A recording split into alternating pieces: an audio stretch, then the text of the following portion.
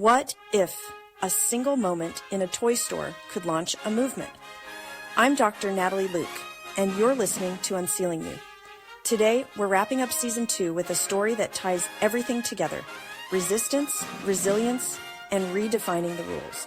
When Jodi Bondi Norgaard went shopping for a birthday gift with her 9-year-old daughter, she never imagined that one doll, lovely Lola, with a belly shirt and high heels, would spark a mission that would take her from toy store aisles to the White House. Jodi didn't just create a doll. She challenged a billion-dollar industry, confronted outdated beliefs, and showed the world that girls deserve more than fashion and fluff. Her story is the perfect capstone to our season on external barriers, but it also gives us a powerful lens into what's ahead in Season 3, using our presence, community, and our power to create change.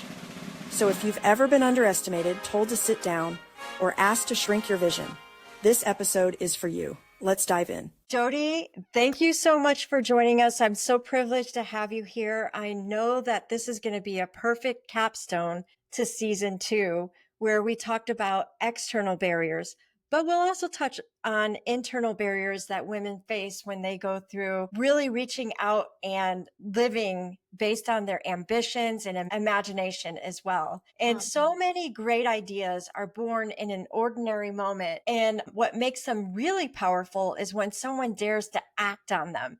And you were standing in a toy aisle when something clicked. Yeah. Can you take us back to that moment with your daughter? What did you see and what shifted in you that made this more of a moment than just frustration, but a beginning of a mission? Well, yes, it was quite the moment for me. Just so you and your listeners know, there were so many different situations in my life, that shaped who I am and how I feel about gender issues, my own personal experiences. So it was, and a lot of times this is just human nature. We see things that are wrong, or we disagree with it, or we think, gosh, that shouldn't be that way, but you push it aside because you really don't know what you can do to make a difference or to change it. But in this one particular moment when I was with my daughter, and she was 9 at the time, and she had just gotten done playing soccer. So she's in her soccer uniform and she looks like a normal kid on a Saturday afternoon, when we're frantically going into our local toy store because she needs a wrap birthday gift for a party she was attending in 30 minutes. Like one of those panicky parenting moments, like, let's go, gotta wrap it up. We got to get this going. When a line of dolls just stopped me in my tracks. They had on short skirts, crop top, belly button ring, big hair, lots of makeup. I look at my daughter. I look at these dolls. I pick up one of the dolls, and I have her right here. And the name on the hang tag is Lovely Lola. So this doll is by a major toy company and the maker of Beanie Babies. So Beanie Babies were awesome. My kids loved them. But then I'm looking at these dolls. And at that moment, I knew there wasn't one parent out there that wanted their daughter to be called Lovely Lola. So I started picking up all the other dolls in the line. I'm like, out of my mind. There's Dazzle and Destiny and Sizzle and Sue and Cute Candy. I'm like, I've had it. I absolutely have had it with these negative images that are marketed to our girls. So I bought the doll, obviously, as I was like having this complete meltdown in the toy store. And I brought it home because I needed to show my husband. And I said, listen, I am so sick and tired of these negative images. And I think I can do something about it. I think I can create a positive image product for girls that encourages them to be healthy physically, mentally, and emotionally through sports and physical activity. So that's how it all started. I think that my daughter actually is the editor for the podcast, and I think she can relate to being a 9-year-old and seeing her mom have a meltdown over something like this. And it's so great that you decided to do something about that. So many people notice a problem and they move on, but what made you believe that you can be the one to solve this? What was that first bold step that you took? Well, I guess there were a couple things. I mean, now that you asked that question, Natalie, because that's really good. I think the first things that come to mind is when I was younger, I had so many comments from, say, teachers or people who were in places of authority that told me to sit on the sidelines, like to stop raising my hand. One incident, not one, there were multiple times when I had so many male teachers tell me that I asked a bad question because I'm blonde, and over and over, which gave my classmates, peers permission to call me a dumb blonde, like at the bus stop or on the lunchroom, social situations, whatever. So when you start to hear these things over and over, you start to believe like, well, maybe there's some truth into that. So that in particular was one of the reasons that I decided to move forward, because my daughter, who looks like me, very blonde, and I'm like, there's no freaking way that this is going to happen to her. I'm just done with that. So that was one of them. The second one was I had another business. I just have an entrepreneurial like streak, and that I had one business in my 20s and 30s that I grew and I sold. And so I knew that that wasn't the only business that I was ever going to do. I knew there was going to be something else. So I knew, not coming from the toy industry, that I could figure this out, but it was going to take time. And then there was I was a bit naive, thinking that I could really create change. But what I didn't realize was the battle that was ahead of me and the fight I would begin to fight. But I wasn't going to back down, because I just feel so strongly that we should allow women. I mean, allow is just such a crazy word that just came out of my mouth, because it's like, that's basically it. Allow women to rise to their full potential instead of having to play this game of whack-a-mole. And when we always rise, there's a lot of times we're just whacked on the head and said, stay down, stay back. So that's what really motivated me. But I did, there was I was just naive on so many different things, but that might have been a blessing to keep me moving forward too. Yay for naivete. And also a vision and a mission to take you through that battle. But tell us about the battle. When you brought your doll forward, what were you told about your doll? Okay. So it took 2 years from rough draft to the actual debut of the first doll. And there's two spots that I need to tell you before moving forward to that, to answering that. But when I did my research to find what kind of dolls were out there, were marketed to girls, because I needed to know that before I could move forward. That was actually, my first step. I found that there were a lot of baby dolls, a lot of rag dolls, and then I found 75 lines of fashion dolls. 75 lines. And that is it. That's it. So I'm like, okay, there's room for a sports doll, that's for sure. We do not need any more fashion dolls. So that's number one. There are 75 lines of fashion dolls out there. And number two, my first sale was to the United States Tennis Association for the 2008 US Open, where they ordered 500, and those 500 sold out in 6 days. So that was my first order. And that was a really great test for a small business. So I was very excited to launch the line of 9 dolls at the New York Toy Fair in February of 2009. And that's where everybody comes from all over the world to see what the next best thing is. And I'm pretty confident, and if not cocky, like, yeah, it's me. Like, how did nobody else think of this? Like, how did I come upon this and nobody else did? Well, there was a reason. So I had so many buyers come to my booth and say, wow, I really love your product. My daughter plays soccer. She would love Soccer Girl. And I'd say, great, how many would you like to buy? And I'd get the hand like, oh, no, it'll never sell. And I'd say, why? And they'd say, because ultimately girls like fashion. Can you create a fashion doll? I'm like, that's my point. As a mother of a daughter and as a woman, I'm positive girls like more than fashion. And there are 75 lines of fashion dolls out there. We do not need another fashion doll on the market. So I always like to point out too, is that I love fashion. I have nothing against fashion. I love when people express themselves. I love the creativity about it. I love when designers come up with the coolest stuff. That's great. But does it define a woman, a girl, a boy, a man? Absolutely not. Absolutely not. So when we're pushing this fashion and appearance on our young girls, I just thought, that this is not right. We have to know the importance, or girls need to know the importance of what their minds and bodies can do versus what their bodies look like. And we're constantly pushing this appearance and attractiveness on them. And one little observation I had before I launched the Go-Go Sports Girls, this is just one of those things that I pushed aside because I didn't know what I could do about it, was when I wanted to buy a science kit for the kids, I go into the toy store, immediately annoyed because there's a boys science aisle and a girls science aisle. And seriously, I'm like, okay, when did science become gendered? But I didn't make any waves. Go down the boys science aisle and I find this cool volcano that you put the vinegar and baking soda, it's exploding. The boys are like having a great time. I'm like just having a blast. I'm like, that's a great outdoor option. But now I'm curious what's marketed to girls down the science aisle. Sure, you can be a scientist, but you can make your own fingernail polish, your own makeup, your own hair scrunchies, your own, perfume.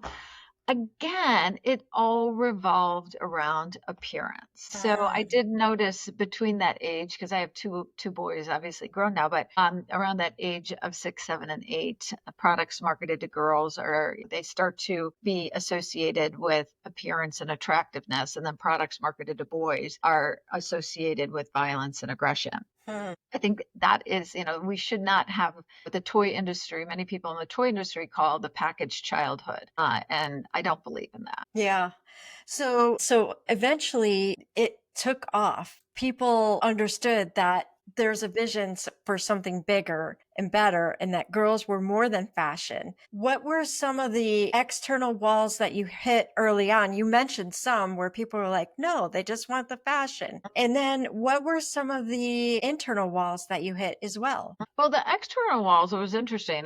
There was like this discrepancy that I had with the amount of press I received. I mean, the biggest one was the Today Show. They did a feature on me. So, I mean, that's pretty good. It was in all the, like national news papers and magazines, online stuff, whatever. So I was getting like unbelievable press and all the top awards in the toy industry. But the buyers were my gatekeepers. So it didn't make sense that I felt like I really pretty much had a pulse on what our culture wanted, vibe that parents wanted better for their girls too, but the buyers weren't willing to take a chance. So the buyer is not the final customer. The buyer is the person that helps you get the product on the shelf so that the final customer can purchase it. Yes. So I'm sorry I did not explain that. So it's like the toy buyer for, you can like Target, or at the time, when Toys R Us, FAO Schwartz, independent toy stores. They are the people who would look at the product and say, this is great, but I'm not quite sure it will sell because there's never been a sports doll marketed to girls. So I even had one buyer say to me, this is going to be so huge one day. Give me a call when it is. I'm like, well, if everyone keeps saying that, which they are, if nobody will take a chance, then how am I going to get it on the market? Yeah. So I really just tried to find different avenues to take. Those were some of the exterior barriers. The buyers definitely were, but I kept thinking, I got to figure this out. The internal barriers were, I had a lot of what ifs, and I think a lot of people do. Like, what if somebody says something negative to me? Or what if they say, this is so dumb? Or what if they just, all those negative things that I would have to overcome constantly, that I would battle. And then I finally, just after years of like negative what ifs, I was just like, I got to stop it because it's draining me. It's draining me. It's keeping me up at night. So who cares if somebody says no? Who cares if somebody says something that may potentially hurt my feelings? Who cares? I just felt that my mission is way more important than all of my feelings, all of my what ifs. So that internally, I just needed to work on and just push it aside. Whenever or what if would come into my mind, I would just say, don't go there. Yeah. Don't go down that rabbit hole. So all those doors were closing with the buyers, and you really were getting great feedback from like things like the Today Show, things like the Tennis Association, selling out your dolls in 6 days. How did you find that door that ultimately got you open? Well, gosh, I never gave up. I never gave up because I knew I was 100% right, that girls deserve more. And, I did so much research, and I would always read and study, and finding that little girls, when they exit preschool, they start believing that their gender can't do as much as the male gender. And then by the age of 9, a little girl's confidence peaks, and then she starts to feel the need to conform to a way a girl should look, should act, and should feel. And I just am calling bullshit on all of that. Like, we need to stop that, not just for our little girls, but for little boys too. So what these little subtle messages tell girls and boys is, little boys, you're the lead role, and little girls, you are in the supporting role. And I love a quote from Warren Buffett that said, look at what our country has accomplished using half its talent, and imagine what we could accomplish if we pulled women off the sideline. So I've had, and Natalie, I think all of us could agree to this. I've had so many amazing, powerful, smart, kind women in my life. And to see them not in positions of authority and power more and more is, it's just a disservice to not just our country, but our world. So you really found a lot of strength in that mission. And every time you saw this, wait, this message is incorrect, it really kind of propels you forward to keep going. Don't stop. Mm-hmm. That's and also I think I love what you were saying, that I noticed that those doubts and paying attention to the what ifs, it drained my energy. I think us paying attention to where our energy is going and where we're getting drained is so important. And that point too, our energy can be drained, not just because of our inner battles, but because what society is telling us as well, and what we ingest as a child and a teenager and so on. But what I have realized is that we do have a lot of self-help classes for women, or self-help books for women, or whatever. And those are all great. But I'm saying, let's look at the root of the problem, because women and girls, we're not broken. It's our system that's broken and our culture that needs to be fixed. So I'm saying, let's look at the root of the problem, instead of just saying, it's you, Natalie, that needs to learn how to fit in. It's like, no, I'm just fine. It's our society that needs to change, because it's not enough for you and me and your listeners to know that we're strong and capable. It's changing the way the world perceives our strength. And I believe that starts in childhood. Yeah. Okay. Well, even with the boldest missions, you were acting on your own, but you also had support. And I'm sure that some of your support was unexpected. Can you tell me, in those moments when you felt it was too hard to keep going, what role did your support play and how did they show up for you? Oh my gosh, just, there were so many people within my first of all, my inner circle that believed in this product, that they knew girls deserve more than these crappy fashion dolls that were on the market. And so they really gave me their time, their talent, their shoulders to lean on. And it wasn't just my inner circle. It grew. Within the toy industry, there were people that would help me. And I can give you a few examples. A woman from Minnesota called me just out of the blue one day, and I'm in Chicago. And she said, I have 3 little girls. We have all the Go-Go Sports girls. I am a children's book author. I would love to write books for the dolls. And I said, that's great, but I can't pay you. I'm like, I have no money. I'm not getting great sales. And she's like, oh, I don't care. She's like, I just want to be a part of the project. So she is one of my dearest friends, and she was my editor for my More Than a Doll book. And I am so glad I picked up the phone that day. So that's just one example. Another example is Gretchen Carlson. So she was the host of Fox and Friends back in the early 2000s. And I'm not a fan of Fox. I'll just point that out. I'm not a fan of anything about Fox, but I really like Gretchen, because she had an edge and she was super smart. And I reached out to her and I said, listen, this is what I have. I'm going to be in New York. I'd love to be on your show. And she emailed me back within 5 minutes. She said, a producer will be calling you. So I became part of her female power panel. I went on her show Sans Makeup, which was, I don't know if you ever saw her, that there was a movie made about her career as well as TV series. And she asked me to go on live television without any makeup to like empower young women. Yeah. And of course I'm like, I don't care, like never wear makeup anyway, nobody knows me, whatever. And she got in a lot of trouble. She got in Uh, a lot of trouble from Roger Ailes, and she was the one that took down Roger Ailes. And it was hard on her, but she was instrumental in the Me Too movement. She is such a huge supporter of me and what I've done. And she's worked on policy with the Biden administration. So she's done great work. So those are just two examples of people who just of women supporting women. Another one is Jennifer Siebel Newsom, the first partner of California.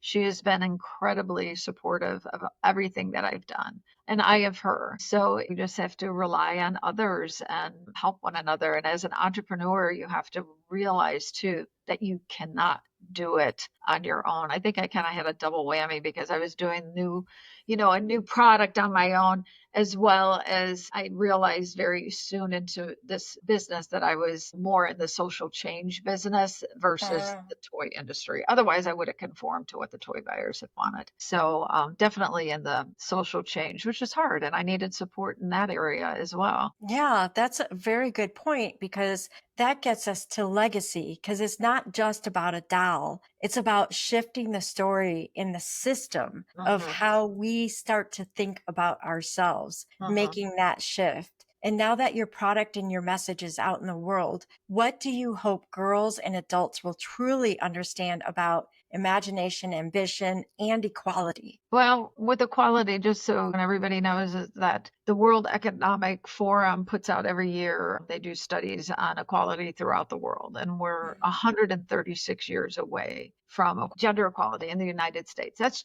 just in the United States. Right. And we're going backwards. 2 years ago, we were at 132 years. So there is a need for understanding the importance of gender equality, that every table should reflect the society it represents. Women bringing to the table a lot of empathy and sensitivity that we're known for, which has been looked upon as a weakness. And I remember being told that when I was younger, that my sensitivity was my weakness, and that even my guidance counselor in high school told me, she's like, I think you're too nice and too sensitive to go to college and into business, and you'd be better suited as somebody else's assistant. I'm like, what? What terrible advice is that?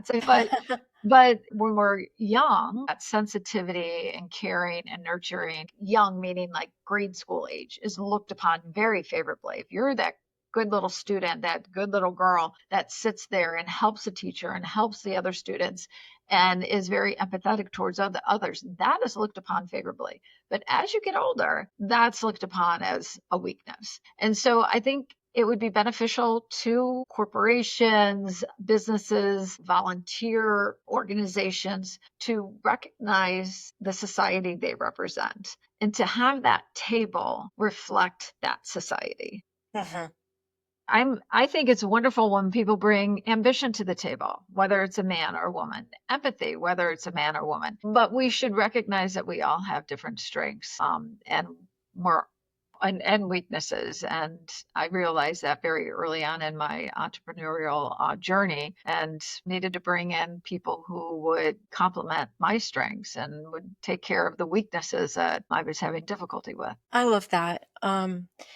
And if you could whisper one belief into a girl's ear as she picks up your doll, what would it be? Believe in yourself. I I would love that. just believe in yourself. Don't let anybody tell you otherwise.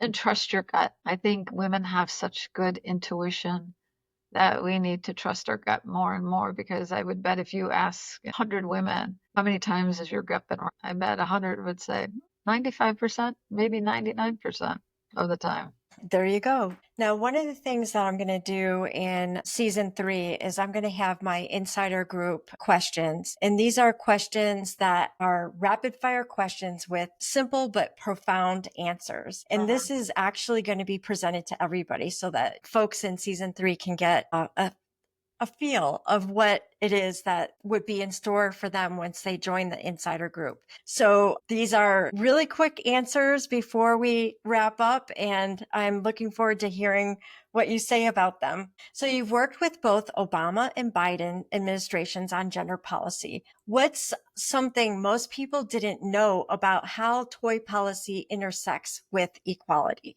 Again, with the Obama administration started, the Biden administration accelerated it. It's basically sounding the siren that gender inequality doesn't start in our teens or our 20s. It starts the moment a child can hold a book, a toy, and watch a screen. So that's where there are so many different countries that, like France and England, that have stricter policies on their toys. And with the Biden administrations, that is what we were starting to work on.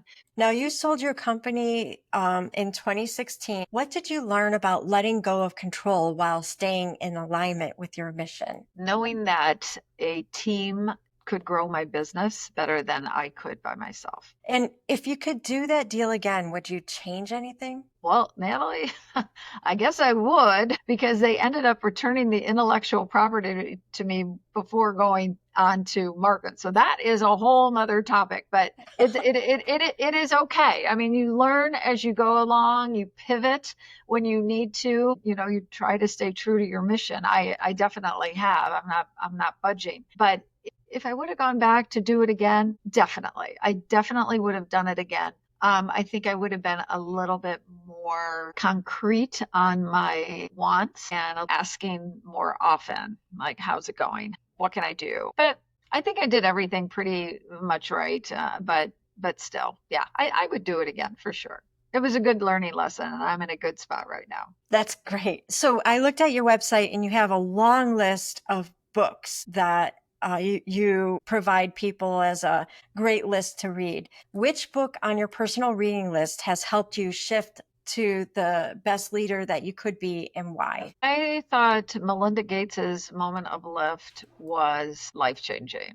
That was a book I listened to and I read because I just thought her journey has been unbelievable, and it's just been very organic, and what she has learned traveling to all these other countries. And it's about, how she's had a really good insight in a different way by meeting people in third world countries on how to get women out of poverty, women and children out of poverty. And it's having reproductive control, which is obviously a lot of people don't agree with. So not just here in the States, but also worldwide. But that was, I even put the book on my husband's bedside. I'm like, you need to read this, mister. I'm like, this is awesome. I'm like, this really tells a lot. I would highly recommend it to everybody. All right.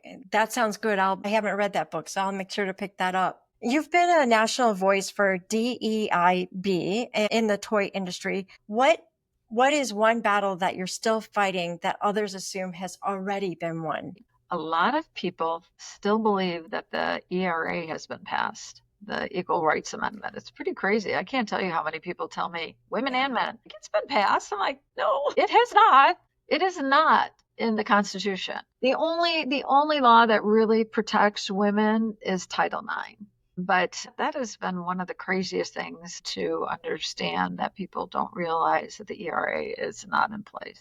Was there ever a moment when you felt like this might fail? And what did you tell yourself in that moment? There are so many times that I thought it might just fail. I think what happened every time I thought I can't do this anymore, when the first example I'll give you, and this isn't very rapid, but it was when I had an appointment with Target. They invited me to their headquarters. And when you're invited to Target or Walmart headquarters, it's a really important deal. It's really very cool. And so I go up to Target. They loved my product. They said, we're going to order 54,000. I immediately get home and I call my my factory in China, and I said, just be expecting a PO for 54,000. This is going to work. And then 2 weeks went by, 3 weeks went by, and they said one person on their team did not feel that this was going to move forward. How did I get out of that one? I was in a funk for a while, let me tell you. That was really, really sad. And what happened is that I just thought to myself,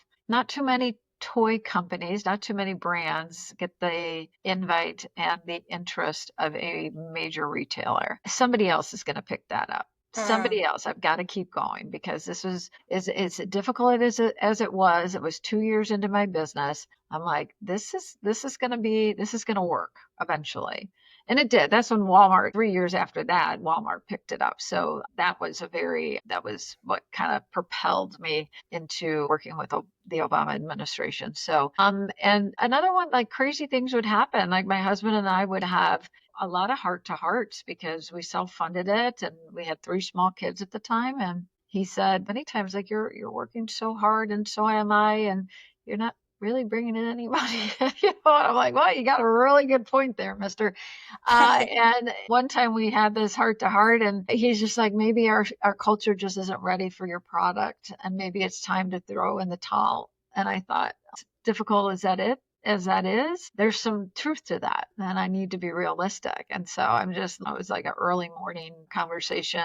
And I'm just laying there thinking to myself, like, how did I not get this to work? What did I do wrong? Or what could I have done better? And then my phone rings and it's a producer from the Today Show saying, we want to do a feature on you. I'm like, I'm alive. I'm not quitting. Like, who quits if the Today Show calls you? So things like that would happen that would boost me to the next level. That's fantastic. Now, how can we all the Unsealing You listeners and ripple makers support you and also learn about you? Like, what's next and what can we do to support you? You can order my book, read my book, give me a review on Amazon and Goodreads because my publisher would be so happy. Hire me for speaking events. If your company does speaking events, I speak all over the country on the importance of empowering women and girls and gender equality. And follow me LinkedIn, or I write on Substack. I write for Ms. Magazine. So follow me on social media. It'd be great. Okay, we will do that. Any parting words for everyone out there? Well, I always, to the young girls, I would always say with my Go-Go Sports girls, dream big and go for it. So that's always a good one. But right now, I feel the words to use is stand tall and stay strong. Right. And we shall embrace the light that we have and stand tall. Do not let it dim. There you go. Thank you so much for joining me, and we look forward to seeing what's next. Well, thank you, Natalie. I appreciate you having me on. It's been a pleasure. Wow. What a powerful way to close season 2.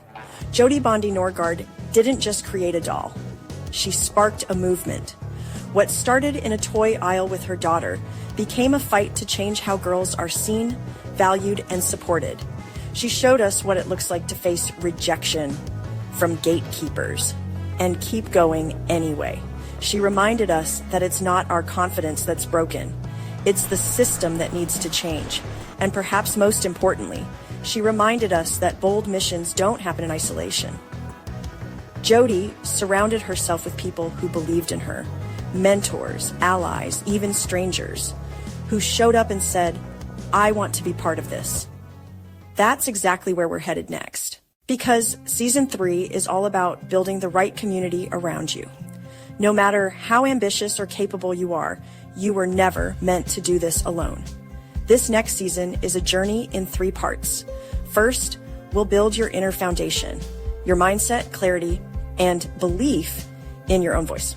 Then we'll dive into authentic connection, how to build real, aligned relationships that support your goals. And finally, we'll take bold action, using your network to step up, speak out, and lead with impact. You'll hear from incredible guests, from powerhouse CEOs to first-time founders, and I'll be right here breaking it down with you, sharing reflections and practical steps you can apply immediately. So if you're ready to grow, not just for yourself, but with others, season 3 is for you. Be sure to subscribe leave a review, and join us as we unsealing what's possible together. Because when you build your community, you build your future.